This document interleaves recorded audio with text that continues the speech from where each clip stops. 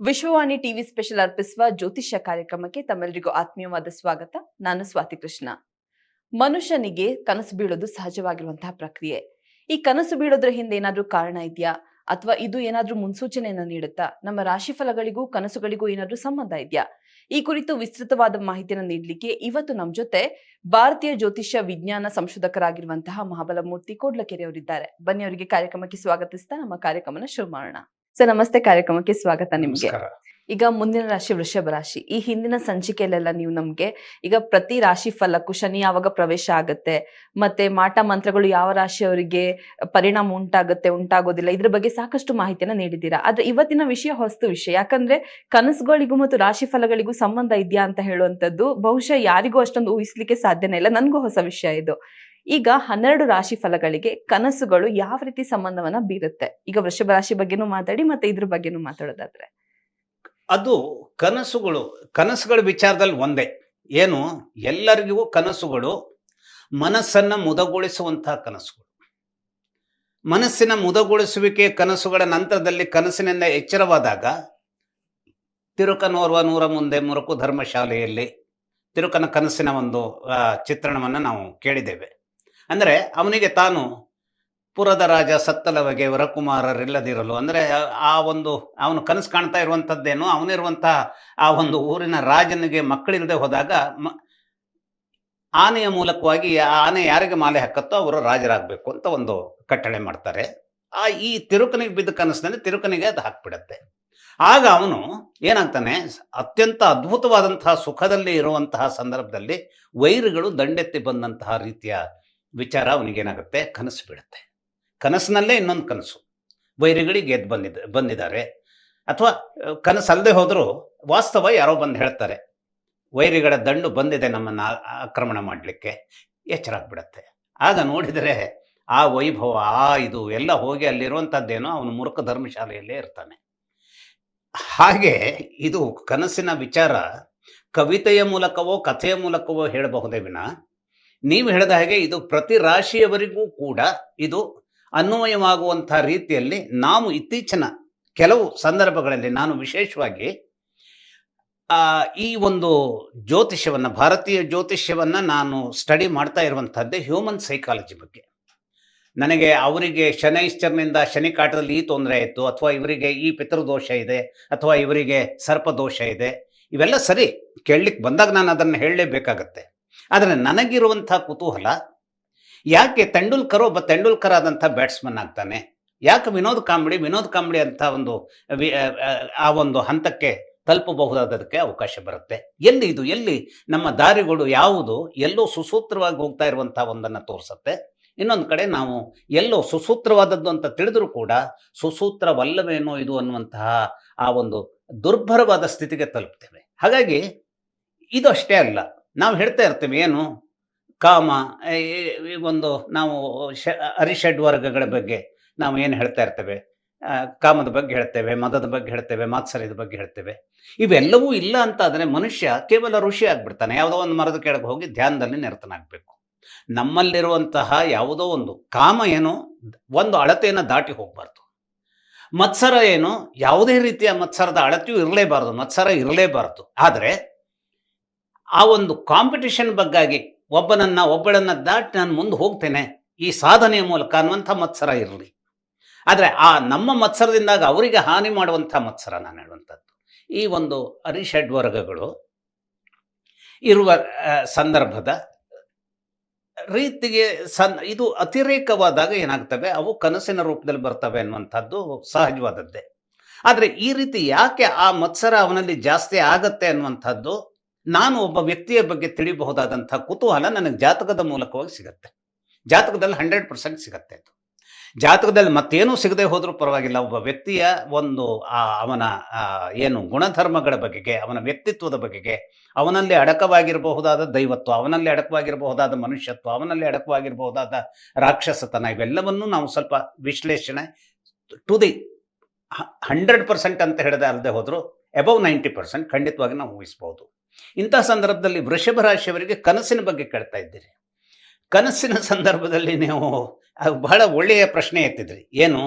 ರಾಶಿ ಫಲ ಹೇಳಿದ ಹಾಗೆ ಕನಸಿನಲ್ಲೂ ಕೂಡ ಈ ಫಲಗಳನ್ನು ಹೇಳ್ಬಹುದಾ? ಯಾವ ರಾಶಿಯವರಿಗೆ ಇರಲಿ 3 ಅವಸ್ಥೆಗಳು ಅವರ ನಿದ್ರಾವಸ್ಥೆಯಲ್ಲಿ ಇದ್ದಿದ್ದೆ. ಅಂದರೆ ನಿದ್ದೆಯ ಮಾಡಬೇಕು ಅಂತಾದ್ರೆ ನಿದ್ರೆಗೆ ಜಾರುವಂತಹ ಕ್ಷಣ. ಆ ಸಂದರ್ಭದಲ್ಲಿ ಥಟ್ಟನೆ ಕನಸುಗಳು ಬೀಳೋದಕ್ಕೆ ಸಾಧ್ಯತೆ ಇರುತ್ತೆ. ಅವು ಸತ್ಯವಾದ ಒಂದು ವಿಚಾರವನ್ನ ನಾಳೆಯ ಭವಿಷ್ಯದಲ್ಲಿ ಅಡಗಿಸಿಡ್ತಾವೆ ಅಂತ ಹೇಳಲಿಕ್ಕೆ ಬರೋದಿಲ್ಲ ಅನ್ನೋದನ್ನ ಹೇಳಿದೆ ನಾನು ಮೇಷರಾಶಿಯವರಿಗೆ ಹೇಳುವಾಗ.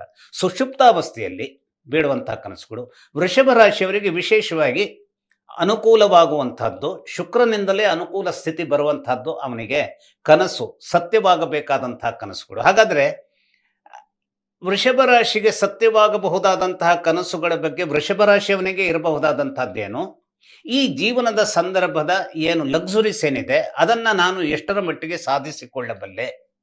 ಯಾಕೆಂದ್ರೆ ಒಬ್ಬೊಬ್ಬರ ಇಂಟ್ರೆಸ್ಟ್ ಕೂಡ ಬೇರೆ ಬೇರೆ ಇರುತ್ತೆ. ಈಗ ಬುಧನ ಸಂದರ್ಭ ಬಂದಾಗ ಬುಧನ ಸಂದರ್ಭದ ಆ ಒಂದು ನಮ್ಮ ಮೇಲಿನ ಏನು ಅವನು ಕೊಡುವಂತಹ ಸ್ಟಿಮ್ಯುಲೇಸ್ ಏನಿರುತ್ತೆ, ಬೌದ್ಧಿಕವಾಗಿ ನಾವು ಎಷ್ಟು ಗಟ್ಟಿಯಾಗಬಹುದು ಅನ್ನೋದ್ರ ಬಗ್ಗೆ ಇರುತ್ತೆ. ಆದರೆ ವೃಷಭ ರಾಶಿಯ ಯಜಮಾನನಾದಂತಹ ಶುಕ್ರ ಕೊಡಬಹುದಾದ ಸ್ಟಿಮ್ಯುಲೇಸ್ ಏನಿರುತ್ತೆ, ಜೀವನದ ಸಂದರ್ಭದಲ್ಲಿ ನಾವು ಎಷ್ಟು ರೀತಿಯ ಒಂದು ಲಕ್ಸುರಿಯನ್ನ ಬಳಸ್ಕೊಳ್ಬಹುದು. ಲಕ್ಸುರಿ ಅಂದ್ರೆ ಏನು? ಒಬ್ಬ ಕೊಳೆಗೇರಿಯಲ್ಲಿ ಇರುವಂತಹ ಹುಡುಗನು ಒಂದು ಲಕ್ಸುರಿಗಾಗಿ ಬಯಸ್ತಾನೆ. ಅವನ ಲಕ್ಸುರಿ ಅಂದ್ರೆ ಏನು? ಆ ದಿವಸದ ಊಟ ಅದ್ಭುತವಾಗಿ ಸಿಕ್ತು, ಇವತ್ತು ಪರಮಾನ್ನದ ಊಟ ಸಿಕ್ತು, ಜಲೇಬಿಯ ಊಟ ಸಿಕ್ತು, ಅದೇ ಅವನಿಗೆ ಅದು ಲಕ್ಸುರಿ. ಇನ್ಯಾವುದೋ ಒಬ್ಬ ಅತ್ಯಂತ ಕೋಟ್ಯಾಧೀಶನ ಮಗನಿಗೆ ಅದು ಕೇವಲ ಒಂದು ಊಟಕ್ಕೆ ಲಕ್ಸುರಿಯ ವಿಚಾರ ಇರೋದಿಲ್ಲ, ಇನ್ನೇನೋ ಒಂದಿರುತ್ತೆ. ಹಾಗಾದ್ರೆ ಅದಕ್ಕಾಗಿ ಬೀಳುವಂತಹ ಕನಸುಗಳು ಅರೆಜಾಗೃತ ಅವಸ್ಥೆಯಲ್ಲಿ ಬೀಳುವಂತಹದ್ದು ಬೇರೆ. ಆದರೆ ವಿಶೇಷವಾಗಿ ಈ ಒಂದು ನಾವು ಕೆಲವರ ಬಗ್ಗೆ ಹೇಳ್ತೇವಲ್ಲ, ದೇವಿ ಆರಾಧಕರು ಅಂತ ಹೇಳ್ತೇವೆ.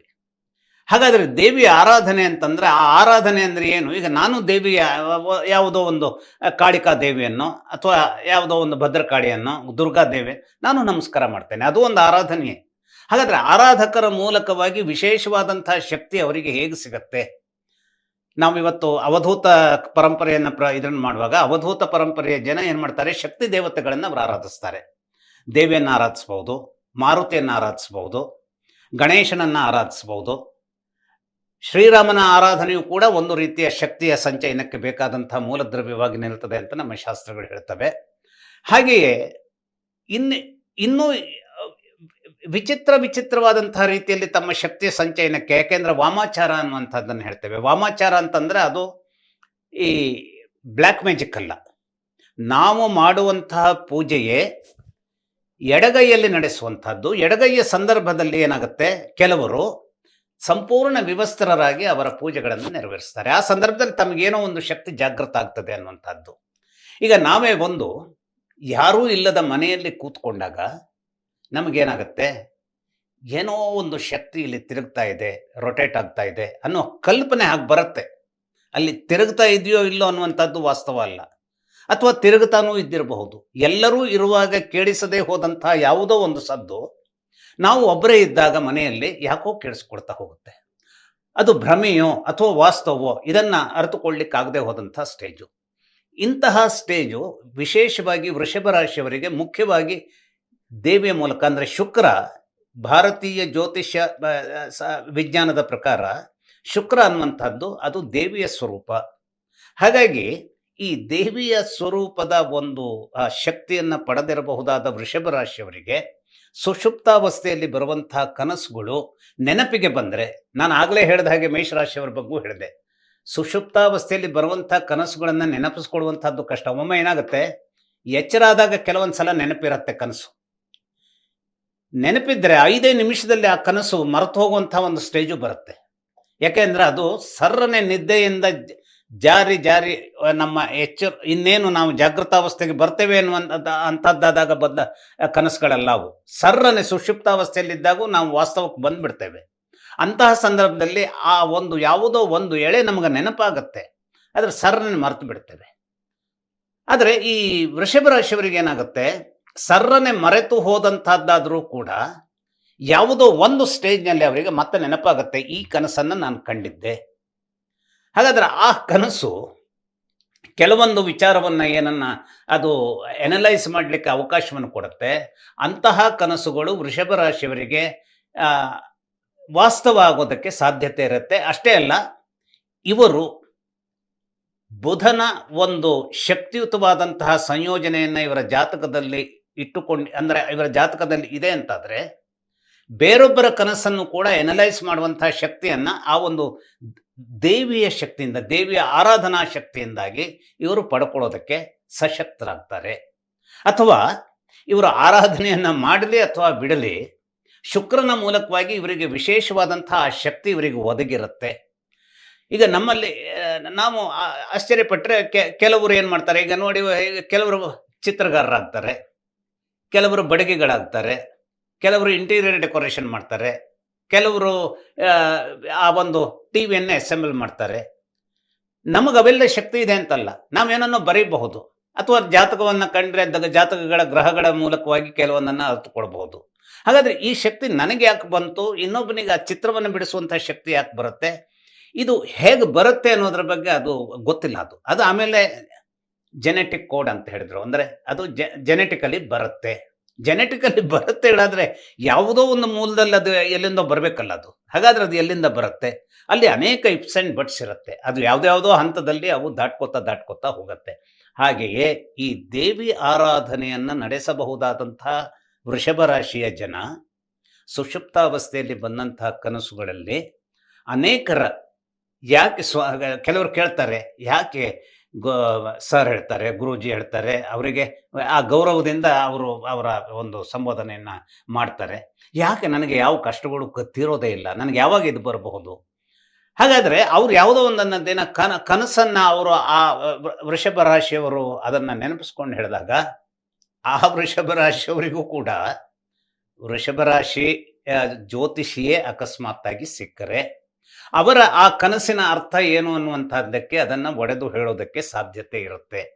ಅಥವಾ ಈ ರಾಶಿಯವರಿಗೆ ಇನ್ನೊಂದು ವಿಶೇಷ ಏನು ಅಂತಂದರೆ, ಅನೇಕ ಸಂದರ್ಭದಲ್ಲಿ ಇವರು ಏನನ್ನ ಗ್ರಹಿಸಿರ್ತಾರೋ ಆ ಒಂದು ಕನಸಿನ ಸಂದರ್ಭದ ಅವಸ್ಥೆಯಲ್ಲಿ ಬೇರೆ ಬೇರೆ ರಾಶಿಯವರಿಗೆ ಇವರು ಗ್ರಹಿಸಿದಂಥ ವಿಚಾರ ಈ ರಾಶಿಯವರಿಗೆ ಈ ಸಂದರ್ಭದಲ್ಲಿ ಇದ್ರುಗಳ ಮೂಲಕವಾಗಿ, ನಾನು ಕಂಡದ್ರ ಮೂಲಕವಾಗಿ ಕೆಲವು ಹೆಲ್ಪ್ಗಳು ಬರಬಹುದು ಅನ್ನುವಂಥದ್ದಕ್ಕೆ ಕೆಲವು ದಾರಿಗಳನ್ನು, ಅಂದರೆ ಸುತ್ತರಿದು ಹೋಗಬೇಕಾದಂತಹ ದೂರವನ್ನು ತಪ್ಪಿಸಿ ಎಲ್ಲೋ ಒಂದು ಕಿರು ರಸ್ತೆಯಲ್ಲಿ, ಅಂದರೆ ಒಂದು ನಾವು ಹತ್ತಿರದ ದಾರಿ ಅಂತೇನು ಹೇಳ್ತೀವಿ, ಆ ಹತ್ತಿರದ ದಾರಿಯಲ್ಲಿ ಹೋಗಬಹುದಾದಂತಹದ್ದಕ್ಕೆ ಅವರಿಗೆ ಮಾರ್ಗದರ್ಶನವನ್ನು ಮಾಡಲಿಕ್ಕೆ ಬೇಕಾದಂತಹ ಶಕ್ತಿ ಇವರುಗಳಿಗೆ ಬಿದ್ದಂತಹ. ಹಾಗಾದರೆ ಈ ರಾಶಿಯವರಿಗೆ ಹೇಗೆ ಬೀಳತ್ತೆ? ಅದು ಶಬ್ದಗಳಲ್ಲಿ ಇಡುವಂತಹದ್ದು ಕಷ್ಟ. ದೇವಿಯ ಶಕ್ತಿ, ದೇವಿ ಹರಿಸಿದಂಥ ಶಕ್ತಿ, ಎಲ್ಲಿ ದೇವಿ ಇದ್ದಾಳೆ? ಆ ಸುಷುಪ್ತಾವಸ್ಥೆಯಲ್ಲಿ ದೇವಿ ಬಂದು ಹರಿಸ್ತಾಳೆ ಅಂತ ಹೇಳಿದ್ರೆ ಅದನ್ನು ನಾನು ಶಬ್ದಗಳಲ್ಲಿ ಕಟ್ಟಿಡೋದಕ್ಕೆ ಸಾಧ್ಯ ಇಲ್ಲ. ಇಂಥದ್ದು ಎಲ್ಲಿ ಇಂಥದ್ದು ನಡೆದಿದೆ ಅನ್ನುವಂತಹ ಅನೇಕ ಘಟನೆಗಳನ್ನು ಮಾತ್ರ ಒಂದು ಪುಸ್ತಕವನ್ನು ಬರೆಯೋದಕ್ಕೆ ಹೋದರೆ, ಒಂದು 100 ಪೇಜಸ್ಸಿನ ಪುಸ್ತಕವನ್ನು ಬರೆಯುವಂಥ ಒಂದು ಸಾಮಗ್ರಿಗಳಿರ್ತವೆ. ಯಾಕೆಂದರೆ ಆ ರೀತಿಯಲ್ಲಿ ಕಟ್ಟಿಟ್ಟು ಅದನ್ನು ಸುಳ್ಳು ಹೇಳುವಂಥದ್ದಲ್ಲ, ಅವು ನಡೆದಿರುತ್ತೆ. ಅಂಥದ್ದನ್ನು ಈ ರೀತಿಯಲ್ಲಿ ನೀನು ನಡೆಯಬಹುದಾದರೆ ಇಂತಹ ಒಂದು ವಿಚಾರದಲ್ಲಿ, ಇಂತಹ ಒಂದು ಸ್ಥಳದಲ್ಲಿ ಹೋಗುವಂಥ ಒಂದು ಅವಕಾಶವನ್ನು ಕಲ್ಪಿಸ್ಕೋ. ಹಾಗಾದರೆ ಅವರು ಏನು ಹೇಳ್ತಾರೆ, ಹಾಗಾದರೆ ನಾನೆಲ್ಲೋ ಬೆಂಗಳೂರಿನಲ್ಲಿ ಸೆಟ್ಲ್ ಆಗಬೇಕು ಅಂತ ಇರ್ತೇನೆ. ಆದರೆ ಈ ಒಬ್ಬ ವೃಷಭ ರಾಶಿಯ ಆ ಒಂದು ದಾರ್ಶನಿಕ, ಅಂದರೆ ಒಬ್ಬ ಅವಧೂತ, ಅವನಿಗೆ ಒಂದು ವಿಚಿತ್ರವಾದಂತಹ ಕನಸು ಇಂತಹ ಕೆಲವೇ ದಿನಗಳಲ್ಲಿ ಬೀಳಬಹುದು ಅನ್ನುವಂತಹದ್ದರ ಒಂದು ಕೋಷ್ಟಕ ಅವನು ಅರ್ಥಕೊಂಡಿರ್ತಾನೆ. ಹಾಗಾದ್ರೆ ಆ ಕೋಷ್ಟಕ ಎಲ್ಲಿಂದ ಬರುತ್ತೆ ಅಂದರೆ, ಆ ದೇವಿಯ ಆರಾಧನೆಯಿಂದಾಗಿ ಬರುತ್ತೆ. ದೇವಿ ಆರಾಧನೆ ಅನ್ನುವಂಥದ್ದನ್ನೇ ಡಿಫೈನ್ ಮಾಡುವಂಥದ್ದು ಕಷ್ಟ. ಆದರೆ ಅದು ಆ ಒಂದು ಶಕ್ತಿಯನ್ನು ಅವನು ಪಡಿತಾನೆ ಅಷ್ಟೇ. ಈಗ ಒಬ್ಬ ಚಿತ್ರಗಾರ ಹೇಗೆ ಆ ಶಕ್ತಿಯನ್ನು ಪಡಿತಾನೆ ಅದನ್ನು ಹೇಳೋದು ಕಷ್ಟ, ಆದರೆ ಅವನು ಪಡೆದಿರ್ತಾನೆ. ಹಾಗೆ ಇವನು ಕೂಡ ಅದನ್ನು ಪಡೆದಿರ್ತಾನೆ. ಅದಕ್ಕೆ ನಾವು ಕೆಲವು ಸಲ ಏನಾಗುತ್ತವೆ, ಆ ಒಂದು ಆರಾಧಕರನ್ನು ನಾವು ಅವರಿಗೆ ಜಾತಕದ ಹಂಗಿಲ್ಲ ಅವರಿಗೆ. ಈಗ ನಾವೆಲ್ಲ ಹೇಗೆ ಜಾತಕವನ್ನು ನೋಡಬೇಕು, ಆ ಜಾತಕವನ್ನು ನೋಡಿದಾಗಲೂ ಕೂಡ 90+ ವಿಚಾರಗಳನ್ನು ಹೇಳ್ಬೋದೇ ಹೊರತು 100ಕ್ಕೆ 100 ಹೇಳೋದಕ್ಕೆ ಸಾಧ್ಯ ಇಲ್ಲ. ಆದರೆ ಈ ಒಂದು ಆ ವೃಷಭ ರಾಶಿಯ ಕೆಲವು ಜನರು ಹೊಂದಿರಬಹುದಾದಂತಹ ಆ ಸ್ವಪ್ನ ಪ್ರಚೋದನೆ ಇದೆಯಲ್ಲ, ಆ ಸ್ವಪ್ನ ಪ್ರಚೋದನೆ ಅವರಿಗೆ ಬರುವಂತಹದ್ದು ಕನಸಿನ ಸುಷುಪ್ತಾವಸ್ಥೆಯಲ್ಲಿ. ಆ ಶಕ್ತಿ ಜಾಗೃತವಾಗಿ ಹೆಚ್ಚು ನಿಂತ್ಕೊಳ್ಳುವಂಥದ್ದೇನು ಶುಕ್ರನ ಮೂಲಕವಾಗಿಯೇ. ಶುಕ್ರನಿಗೆ ಬುಧನ ಸಾಂಗತ್ಯ ಚೆನ್ನಾಗಿ ಸಿಕ್ಕಿದೆ ಅಂತಾದರೆ ಅನೇಕರಿಗೆ ಆ ರೀತಿಯ ಅವಧೂತರ ಮೂಲಕವಾಗಿ ಜಾತಕದ ನೆರವಿರದೆಯೇ, ಈಗ ನೀವು ಬರ್ತೀರಿ, ಹೋಗಮ್ಮ ನೀನು ಈ ಎಲೆಕ್ಷನ್ನಿಗೆ ನಿಂತು ಬಿಡು, ಗೆಲ್ತೀಯ ನೀನು, ಒಳ್ಳೇದಾಗತ್ತೆ, ಹೀಗೆ ಹೇಳಿ ಕಳಿಸುವಂಥ ಒಂದು ಶಕ್ತಿಯ ಆ ನಾಲಿಗೆಯ ಶಕ್ತಿ ಅವರ ಕನಸಿನ ಮೂಲಕವಾಗಿ ಗಳಿಸಿದಂಥ ಯಾವುದೋ ಒಂದು, ಅದಕ್ಕೆ ಯಾವ ಶಕ್ತಿ ಹೆಸರು ಹೇಳಬೇಕು ಅನ್ನುವಂಥದ್ದು ನಾನು ಹೇಳಲಿಕ್ಕೆ ಅಸಾಧ್ಯ. ಆದರೆ ಆ ಕನಸಿನ ಮೂಲಕವಾಗಿ ಆ ಒಂದು ಶಕ್ತಿಯನ್ನು ಅವರು ಪಡೆದುಕೊಳ್ತಾರೆ. ಆ ಕನಸು ಹಾಗಾದರೆ ಎಲ್ಲಿಂದ ಬಂತು? ಅದು ಭೂಮಿಯಿಂದ ಬಂತೋ, ನೀರಿನಿಂದ ಬಂತೋ, ಬೆಂಕಿಯಿಂದ ಬಂತೋ, ಆಕಾಶದಿಂದ ಬಂತೋ, ಗಾಳಿಯಿಂದ ಬಂತೋ ಕೇಳಿದ್ರೆ ಅದಕ್ಕೆ ಉತ್ತರ ಕೊಡ್ಲಿಕ್ಕೆ ಸಾಧ್ಯವಾಗಲ್ಲ. ಬಟ್ ಈ ಸ್ವಪ್ನ ಗೋಚರ, ಸ್ವಪ್ನ ಪ್ರೇರಣೆ ಅಥವಾ ಸ್ವಪ್ನದ ಆ ಒಂದು ಏನು ನೀವು ಸತ್ಯ ಆಗುವಂಥ ರೀತಿ ನಿಂತಿದೆಯಲ್ಲ, ಅವುಗಳ ಮೂಲಕವಾಗಿ ಇವರು ಜನರನ್ನು ದಾರಿ ತೋರಿಸಬಲ್ಲರು. ಅಷ್ಟೇ ಅಲ್ಲ, ತಮ್ಮದಾದಂತಹ ಶಕ್ತಿಯನ್ನು ವೃದ್ಧಿಸಿಕೊಳ್ಳುವಂತಹ ಒಂದು ಏನನ್ನ ಯಾರ್ಡ್ ಸ್ಟಿಕ್ ಅನ್ನ ಪಡೆಯಬಲ್ಲರು. ಇದೇ ರೀತಿ ಇಂಟ್ರೆಸ್ಟಿಂಗ್ ವಿಡಿಯೋಸ್ಗಾಗಿ Vishwavani TV special YouTube channel ಅನ್ನು ಸಬ್ಸ್ಕ್ರೈಬ್ ಆಗಿ. ಈ ವಿಡಿಯೋ ನಿಮ್ಗೆ ಇಷ್ಟವಾದಲ್ಲಿ ಶೇರ್ ಮಾಡಿ, ಹಾಗೆ ಲೈಕ್ ಮಾಡಿ. ಧನ್ಯವಾದಗಳು.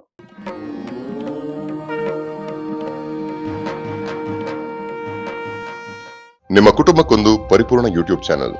ಇಂಟ್ರೆಸ್ಟಿಂಗ್ ಮತ್ತು ಇನ್ಫಾರ್ಮೇಟಿವ್ ವಿಡಿಯೋಗಳನ್ನ ಮಿಸ್ ಮಾಡ್ಕೋಬೇಡಿ. ಈಗಲೇ ಸಬ್ಸ್ಕ್ರೈಬ್ ಮಾಡಿ.